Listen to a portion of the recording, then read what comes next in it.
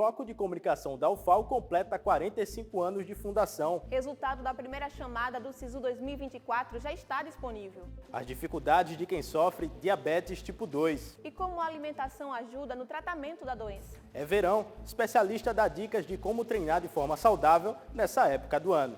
Com o boom dos streams, por que ainda ir aos cinemas? E no futebol, um raio-x do Campeonato Alagoano 2024. O Lab TV está começando.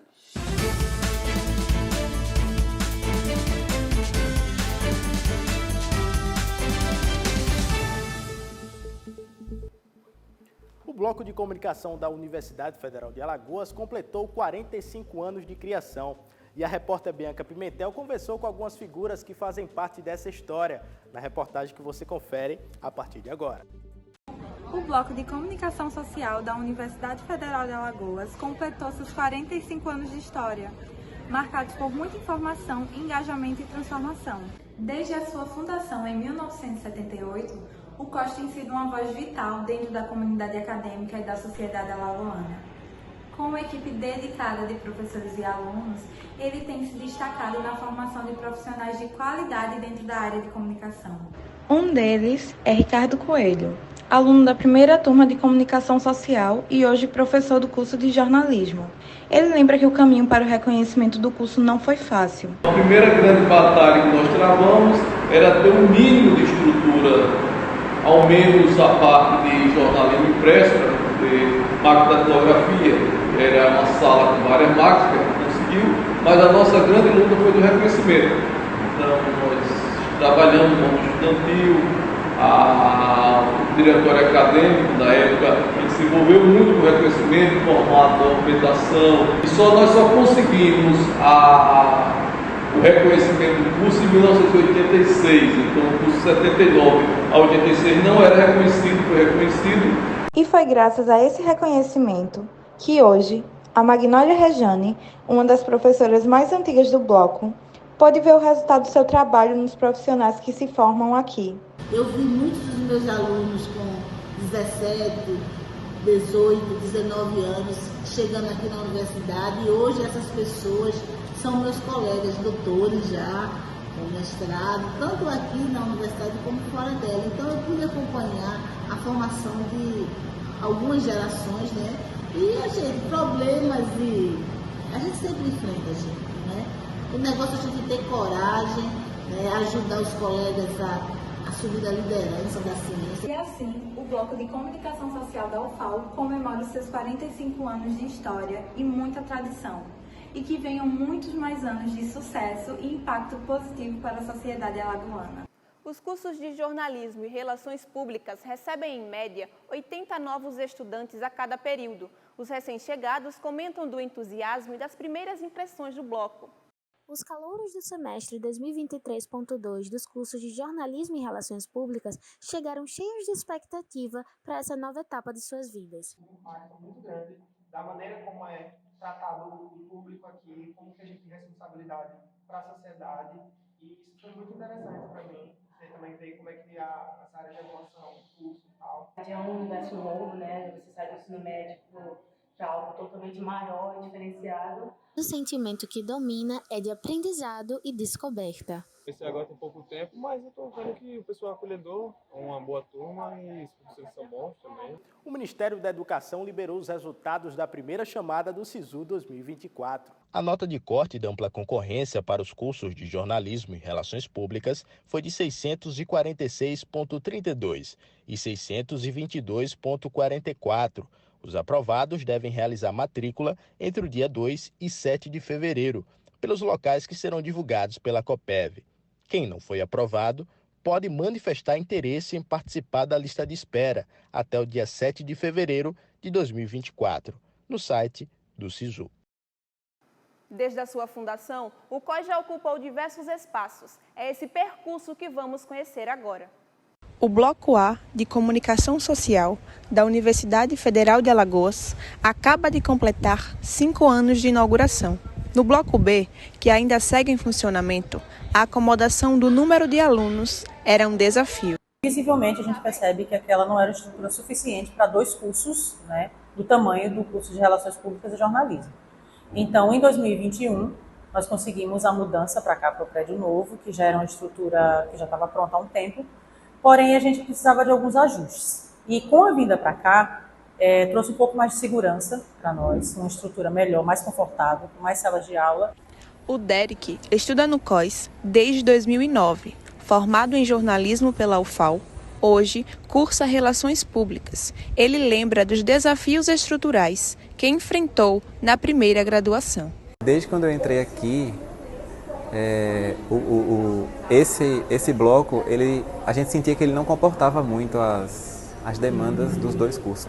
Aí nós tínhamos aula, eu inclusive tive em algumas salas do bloco 13, que é aqui ao lado, e eu acho que eu tive algumas aulas no CETEC também. Derek menciona também o atraso da obra, prevista para ser entregue em 2015, mas concluída somente 3 anos depois. Corte dos recursos, greves e alguns outros entraves que a gente sabe que existem, né, atrasaram um pouco a entrega do outro bloco. Eu acho que a chegada desse outro bloco foi fundamental, porque pode trazer uma maior estrutura que esse aqui talvez não tenha. Eu acho que foi uma descentralização interessante e os estudantes, os professores, enfim, com mais estrutura, só tem a ganhar. E no prédio antigo do Bloco de Comunicação, o estúdio de TV finalmente foi reaberto para a utilização dos alunos. Quem tem mais detalhes é o nosso repórter Felipe Tenório. Matheus, Felipe Tenório aqui. Olha só onde eu estou. No estúdio televisivo do Bloco de Comunicação. Depois de 4 anos sem funcionar por conta da pandemia, o estúdio foi reformado ano passado por meio de uma cooperação entre a produtora Céu Vermelho Fogo Filmes e a Universidade Federal de Alagoas. Olha só como está o estúdio no momento. Aqui teve uma gravação no passado, já finalizaram as gravações, na verdade, do filme Não Estamos Sonhando. Aí teve uma reforma parcial, os alunos já estão usando, já estão podendo usar de forma limitada o estúdio, mas por enquanto continuam sonhando em usar de forma completa. E segundo a coordenação, ainda falta a estruturação da acústica do local, ainda falta a instalação de alguns equipamentos que estão em processo de licitação. Então, Felipe Tenório, estúdio. E logo a seguir, como manter a rotina das atividades físicas em pleno verão. E o valor da conta de energia sobe devido ao aumento de consumo com as altas temperaturas. A gente volta já já.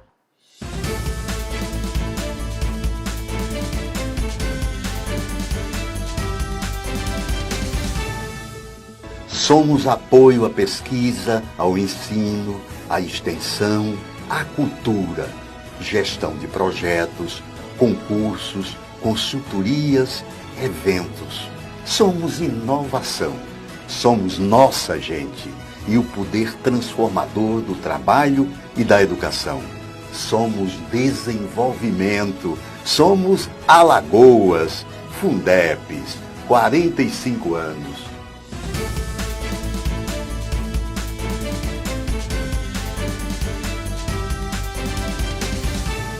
O risco de diabetes em jovens vem aumentando. Essa mudança pode estar ligada à alimentação.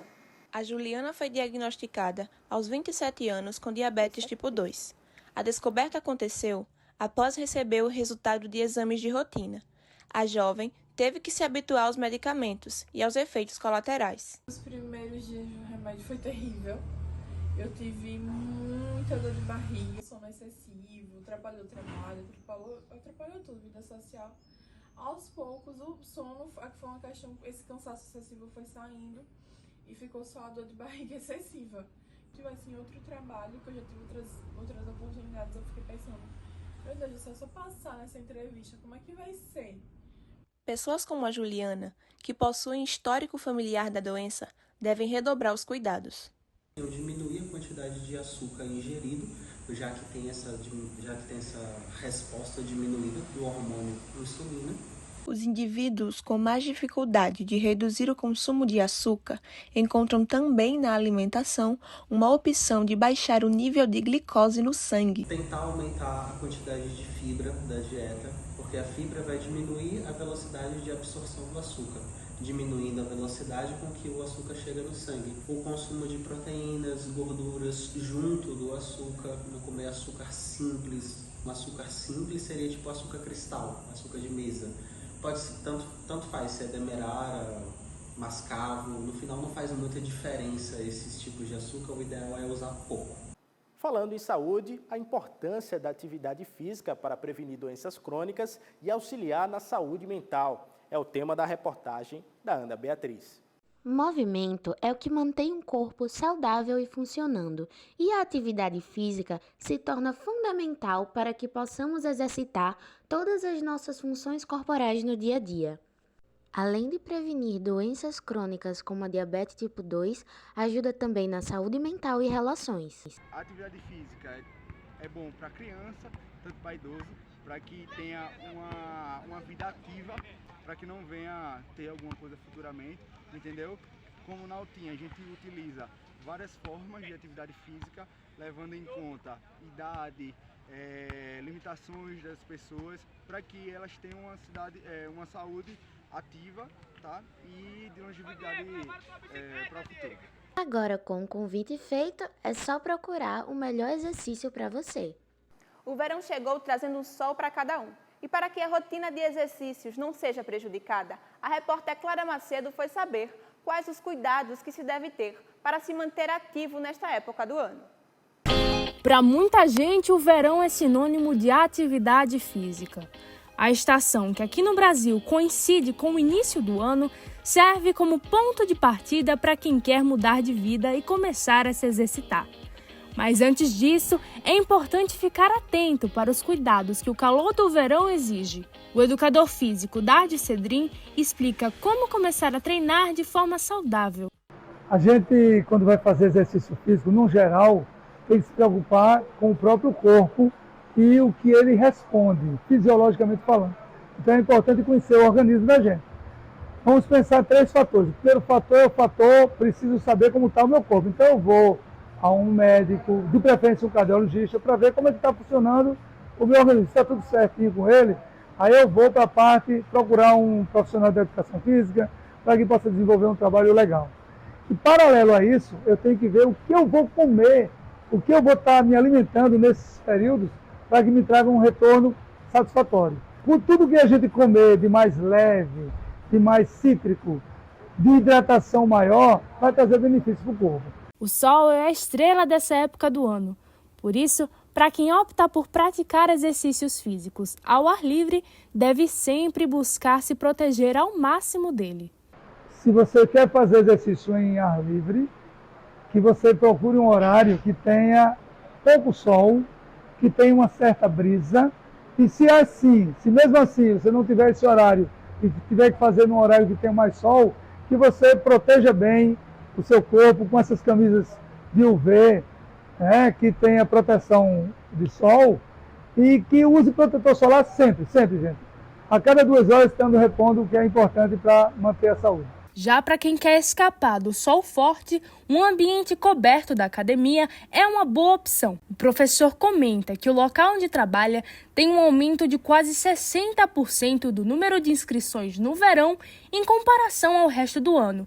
E lembra que saúde é uma escolha que deve ser feita com responsabilidade. A gente mora num país, numa cidade litorânea, onde tem praia em todo lugar, todo mundo quer exibir o seu corpo, quer mostrar que ele está legal, e aí o que o pessoal faz?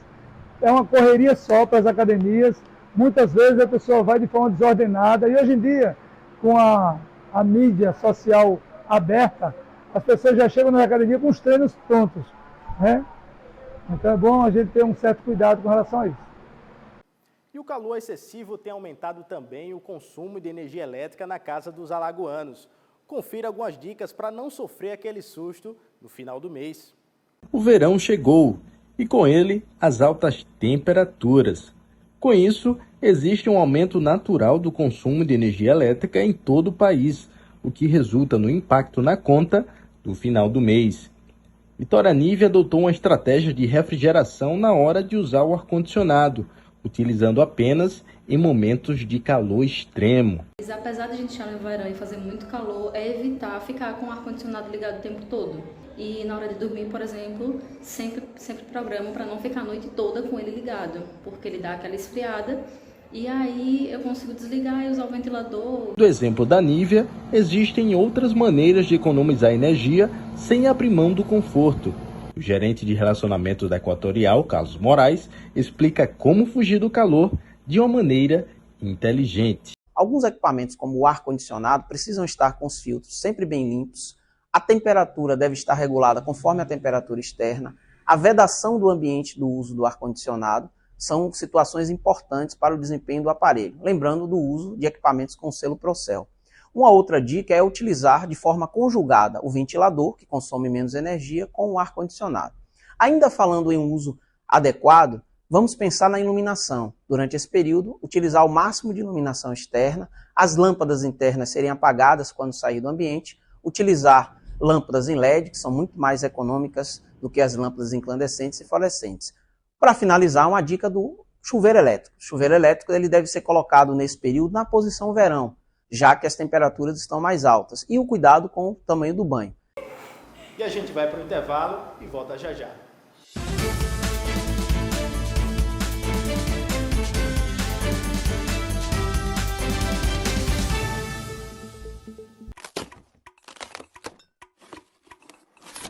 E aí, velho, você tá aí? Meu nome é Marcelo Robalinho, eu sou professor do curso de jornalismo da UFAL e vim aqui apresentar para vocês um novo produto editorial chamado Fora da Caixa, da qual eu sou editor-chefe. E você, conhece a Fora da Caixa? A Fora da Caixa é uma revista laboratório produzida pelos estudantes do 5º e 6º período de jornalismo na disciplina Laboratório de Mídia Impressa. É uma revista digital, moderna, jovem, falando para o público jovem e tratando de temas os mais variados possíveis. Todos eles bem fora da caixa. Nesta edição, trazemos um tema super importante, que é a consciência negra. O link da revista está na bio. Convidamos você a ler a Fora da Caixa e a participar dessa experiência imersiva na cultura preta.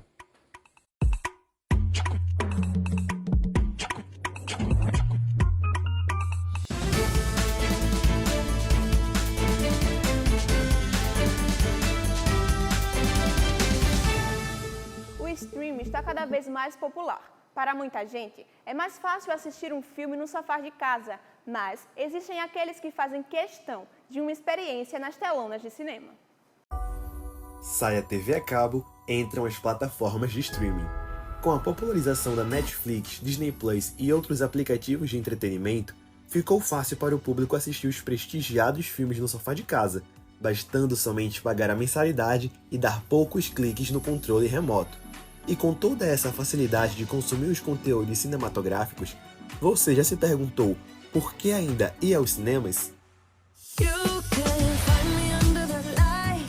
Ver um filme nas telonas, com horário marcado, deixando de lado todas as preocupações para se entregar à trama, não é o programa favorito de muita gente por acaso.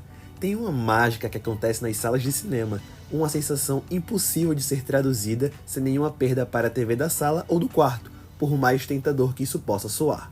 O cinema é a arte de todas as emoções. Então, você quando vai ao cinema, você consegue sentir a magia do cinema. Você em casa, você não tem essa sensação, por quê?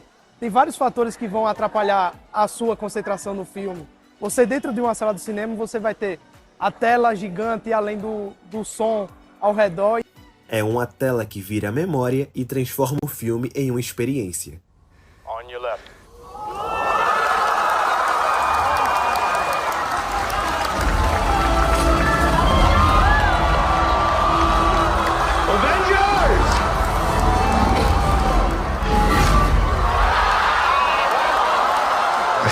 Experiência única e até coletiva, porque como experiência coletiva teve Ultimato, quando o Capitão América toma a frente e todos vêm atrás, e também tem os 3 Homem-Aranhas no Sem Volta para Casa.